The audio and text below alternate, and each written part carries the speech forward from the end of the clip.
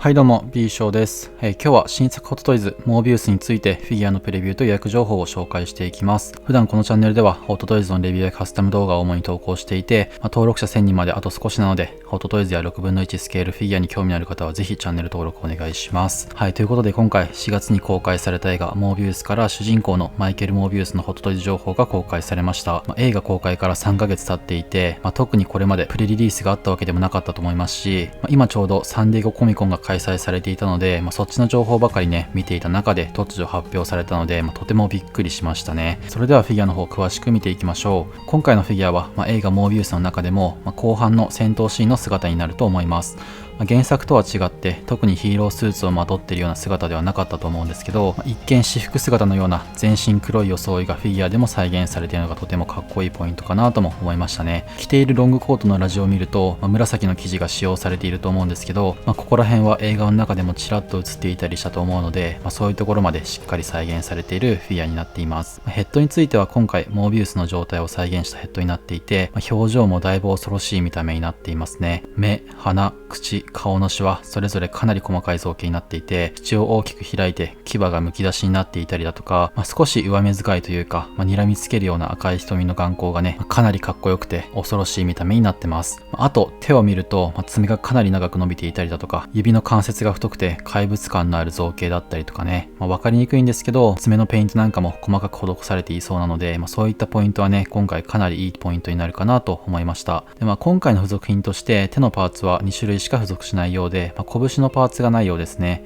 爪を立ててる方がモービウスらしくてかっこいいとは思うんですけど、そこは他のフィギュアと比較すると少し変わってるポイントにもなるのかなと思いました。ただ全体的に見た時に髪の毛の造形についてはちょっと改善してほしいポイントかなと思いました。悪くはないんですけどボリュームがありすぎるというか、カツラ感があるなと感じてしまいましたね。植毛ではなくて樹脂のタイプのヘッドになっているので、動きをつけたりだとかそういった雰囲気も難しいとは思うんですけど、ちょっと作り物感が強いなというふうに感じてしまいました。あと仕方ないかなとは思うんですけど、モービウスを演じているジャレット・レトの素顔ヘッドがあったらさらに最高だったかなと思いましたね。映画の中のジャレット・レトねかなりかっこよかったですし、長髪とヒゲがねあんなに似合っていて、それなのに美しい人がいるんだなというふうに感心しながら見ていたので、最近のホットトイズたまに商品のアップデートの中でヘッドが追加されたりとかもあるので、ぜひね発売時には付属してくれると嬉しいなとも思いました。そしてこのフィギュアの魅力はね、今回ヘッドだったりとかそういったところに限らずエフェクトパーツとコウモリの群れを再現したような付属品になるかなと思います。まずエフェクトパーツについてなんですけど、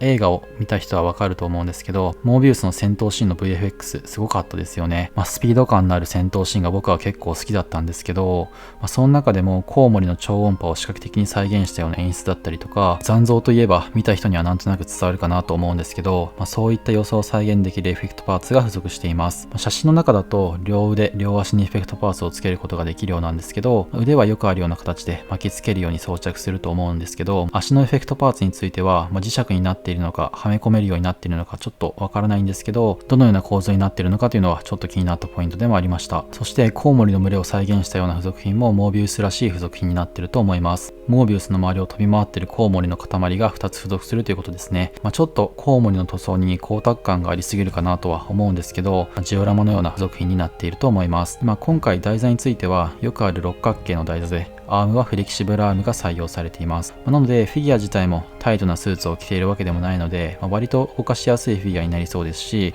台座も組み合わせて様々なポージング楽しむことができるのかなと思いました。続いて発売時期と価格についてです。国内情報はまだ解禁されていなかったので、海外サイトのコミックサンクトラムの情報を参考に見ていきたいと思います。予約情報が分かり次第コメント欄にまとめた情報を記載しておくのと、あと概要欄に各サイトの URL は掲載しておくので、そちらも参考にしてくれればと思います。コミックサンクトラムというサイトでは日本円表記で約27,000円、発売時期は2023年の4クォーターとなっていたので、日本の時期間でいうと2023年の年末頃の発売になりそうです。なので国内の予想価格だとトイサピエンスで35,000円、スタチトイズでは3万円くらいになるのかなというような感じだと思いますね。高いと取るか安いと取るか人それぞれだとは思うんですけど、付属品の少なさとかを加味すれば3万円は妥当なのかなというふうな印象です。そしてこのフィギュアを買うかはない、予約するかしないかについてですが、が、このフィギュアについては今のところ予約して買うつもりはないですね。他の動画でもちょくちょく話しているんですけど、今年かなりのフィギュアが発表されていますし、最近リリース情報を見ていても What If のゾンビハンタースパイディとか、かなり半年ぐらい前倒しで発売されているフィギュアもあるんですよね。なので他に欲しいものが今立て込んでいる中ではこのモービウスについては優先順位が低いというか、そういった理由が今回予約しないというような考えを持っている一番大きな理由です。買うとしても発売後の値段が落ちたタイミングとか、来年以降ね余裕があれば手を出すかなくらいに考えてます。はい、ということで、今日は新作ホットトイズモービウスについてフィギュアのプレビューと予約情報を紹介しました。トータルで見ると悪くはないんですけど、なんか惜しいかなというような感じがしますね。特に動画の中でも言った通りヘッドについては、表情はいいんですけど髪型がねちょっと改善してほしいポイントかなと思いました。あと今年2022年は映画もドラマもマーベル作品が立て続けに公開されていることもあると思うんですけど、ホットトイズの開発状況かなり大変だと思うんですよね。多い時で月に 3,4 体のムービーマスターピースの新商品が発表されて、さらに今回のコミコンとかね、そういったイベントに合わせたフィギュアとか本当にね開発お疲れ様ですっていうような感じなんですけど、その分値段も高くなってる印象もあるので、クオリティだけは下げないでほしいなとも思います。最近だと MCU の VFX チームがブラックすぎるというような記事も見ましたし、ファンとしてはたくさんの作品が公開されて、その都度新しいフィギュアが登場すること自体はとても嬉しいんですけど、昔のように年間 1,2 本の作品に全てをかけているスタイルも悪くはないと思うので、無理せずクオリティを保てるように頑張ってほしいなと思ってます。はい、ということで、概要欄に各サイトの予約リンクも掲載しているので、